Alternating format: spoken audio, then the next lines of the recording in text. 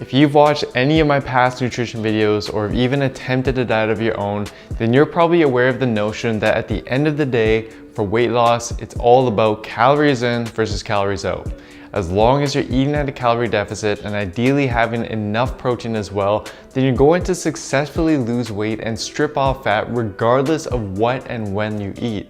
Now, while scientifically speaking, this is true and it is the basic law of thermodynamics, what this simplistic model fails to account for is how the various foods you put into your body actually then go about affecting these two variables. Because research has shown that while yes, at the end of the day, calories are what matter most, if you want to truly lose fat as efficiently and as quickly as possible, then you need to go beyond just calories and instead pay close attention to the types of foods that make up the calories you're ingesting every day and also how you go about ingesting them, as that's what makes all the difference. And in this video, I'll go through 3 swaps that you'll want to make in your diet that accounts for those variables and can enable you to lose fat faster, and then I'll provide you with a sample meal plan that puts all of this together for you. The first swap you want to make with your diet is to stick to mostly with foods that have been minimally processed. So for example, foods like oats and multigrain bread, as opposed to their refined counterparts such as cereal and white bread that have been stripped of most of their important nutrients and fiber.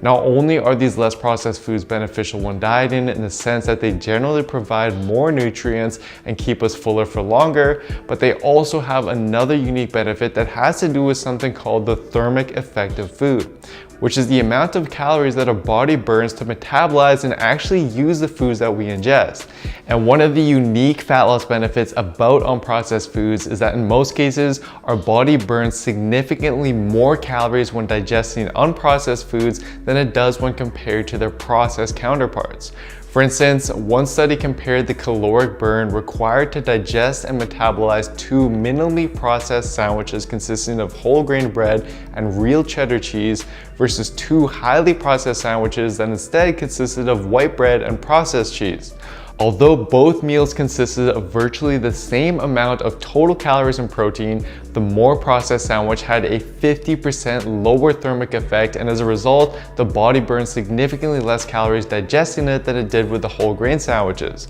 Similarly, a 6-week randomized controlled trial had subjects stick to a diet consisting of either less processed whole grain foods such as oats, brown rice, and whole grain bread versus a calorie and macronutrient equated diet consisting of more processed refined grains instead, such as cereal, white rice, and white bread. What they found is that the group that stuck with whole grain foods burn on average roughly 100 more calories per day just from digesting and metabolizing their food than the processed food group did. And to put this into perspective, given that the average person burns roughly 100 calories to jog a mile, you'd essentially be doing the equivalent of jogging an extra mile a day just by choosing to incorporate whole grain, less processed foods as opposed to more processed foods for most of your meals.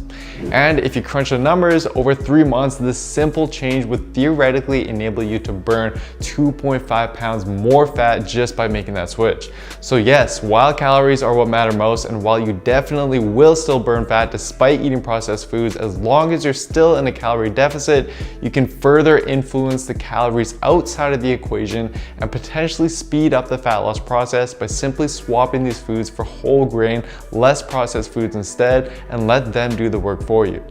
Next, let's dive into how you then go about distributing your meals throughout the day. Because while yes, again, your total daily calorie intake is what matters most for fat loss, it turns out that the manner in which you distribute these calories throughout the day seems to be more important than we've previously been led to believe. Illustrating this is a recent 2020 paper and another similarly designed 2015 paper that compared the effects of using a more front-heavy distribution approach by allocating more calories to breakfast versus a back-heavy approach by allocating more calories to dinner instead. What the researchers found is that subjects using the front-heavy approach not only experienced significantly less hunger and significantly less cravings for sweets throughout the day, but they also experienced greater overall energy levels, meaning that they were able to adhere to the diet more easily, and they likely burned more calories throughout the day from fidgeting, walking, and just moving more in general because of their increased energy levels. And in fact, this protocol was also repeated in a longitudinal weight loss study, which found that subjects using a front-heavy approach lost more weight decreased their waist circumference to a greater degree, and reported greater hunger control over a period of 12 weeks when compared to a group that used a back-heavy approach by simply swapping the breakfast and dinner calories, indicating that there does seem to be some indirect fat loss benefits to allocating more calories to your meals early on in the day. And this is something that I personally noticed as well. I used to be someone who would save a lot of my calories for my evening meals because I knew that that's when my cravings would really hit. But when I instead experimented with shifting more and more calories to early on in the day and my breakfast, I found that not only did my energy levels throughout the day and my gym performance considerably improve, but I also just wasn't craving things as much at night because I just wasn't as hungry. Now obviously this does vary for the individual and may depend on when your workout takes place, but regardless, I would highly suggest, even if you're intermittent fasting for example, to at least experiment with just shifting more and more of your calories to your first meals of the day, as this does seem to have some unique benefits in terms of enabling you to control your cravings, to burn more calories, and potentially create greater fat loss results in the long run as a result. Now the last swap is something I've covered in my past videos, and it's to not only choose mostly unprocessed foods to include in your diet, but you want to also choose the ones that are highly satiating and proven to do the best job at suppressing your appetite, as this will enable you to better adhere to your diet and minimize any excess snacking you may be doing throughout the day that's sabotaging your calorie deficit.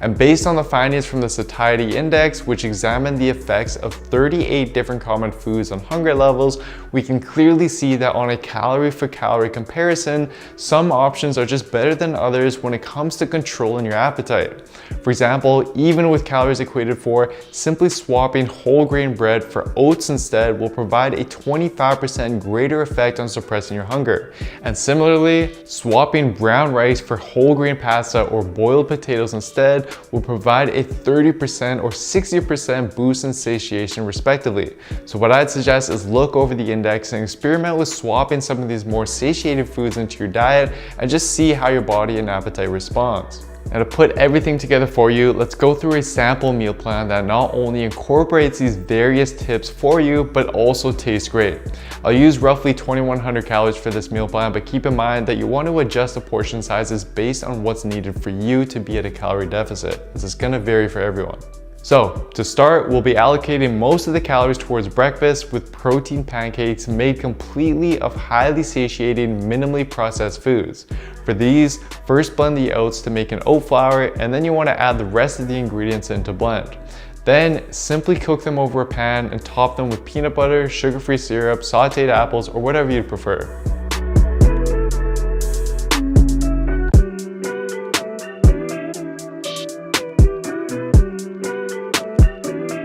For lunch, we'll be tapering down the calories slightly, but still sticking with satiating, unprocessed foods with baked salmon, boiled potatoes, and a side of sauteed asparagus.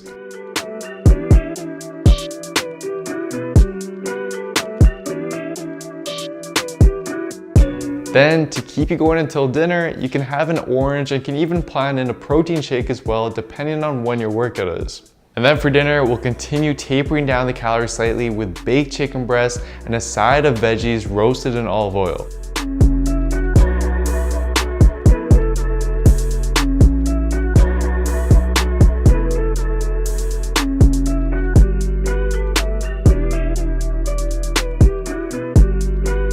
And then after dinner, to help satisfy whatever sweet cravings may have popped up, we'll make a simple high-protein Greek yogurt parfait consisting of 0% fat, plain Greek yogurt mixed in with cinnamon and stevia for sweetness, and then topped with frozen mixed berries and a tablespoon of chia seeds. Super easy to make, yet extremely satisfying. So hopefully that meal plan gives you a little more insight into how you can start planning your meals based on what I went through while still keeping everything tasty and satisfying. And just keep in mind that although some of the swaps I mentioned here can definitely help speed up the fat loss process, just know that at the end of the day, adhering to a calorie deficit is what's most important. So experiment with your diet and stick to what you find works best for you and your lifestyle. And for an all-in-one, step-by-step program that not only optimizes your weekly workouts for you, but also shows you how to structure and set up your diet with the right foods and in the right amount so that you can burn fat as efficiently and as easily as possible with science.